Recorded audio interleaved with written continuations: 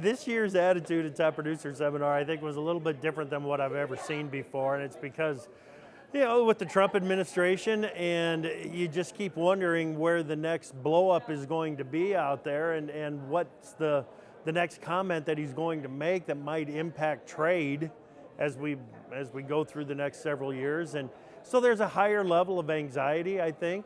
For the first time in a long time, I heard the phrase political hedges in the grain markets, where maybe you just need to put a floor in place underneath these prices and leave it there and maintain it just in case a tweet goes rogue and all of a sudden Mexico decides we're not going to buy U.S. corn. All of a sudden China decides we're going to have to buy U.S. beans, but we're going to buy as few as possible to make it through. So there's a higher level of anxiety than ever before. Now, at the same time, though, when we look at bean prices, I think guys are kind of scratching their heads, wondering how bean prices are north of $10. They're more than willing to step out there and take advantage of it and get fairly aggressive on their old crop marketings and get their new crop marketing started. And then on corn, I think everybody's kind of in a waiting game. The old crop corn went in the bin. They're delivering on contracts, but boy, as far as it goes, making new sales and selling into the 17 crop, there's not a lot of interest in doing that under $4. We always talk about, and the effort here in the U.S. is to be a reliable supplier of commodities around the world. That's what we do. It's what we do really well. You go back, since I've been in the business since '88, and there's only 2 or 3 examples in there where the U.S. was not a reliable supplier, and that was always because of weather. It wasn't because of any political tensions. It wasn't, we weren't shutting off grain sales. There's been some sanctions from time to time, no question about it, but when it comes to the big buyers of our commodities, we've been a very reliable supplier of commodities. And now Mexico, our biggest buyer of corn, they're kind of in the crosshairs when it comes to Trump.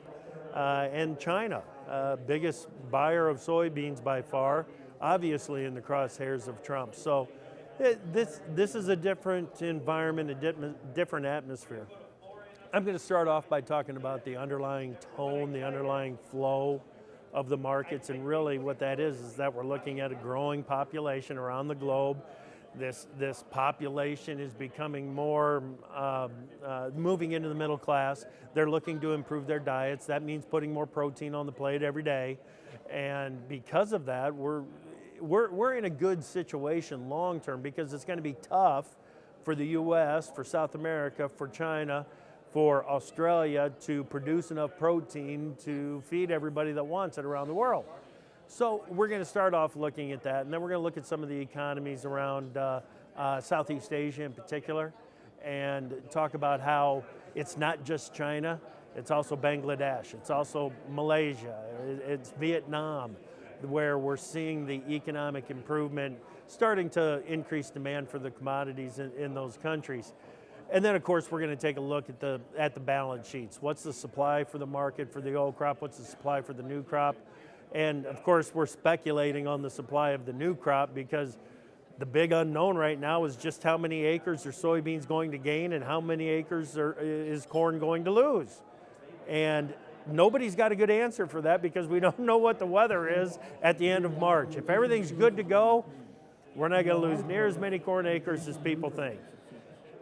If that planting season drags on and things push back a little bit, the way that we've changed our nutrient application program out there, it provides guys with more flexibility deeper into the year, so there could be some crazy movement with acres late in the year this year that we've never seen before.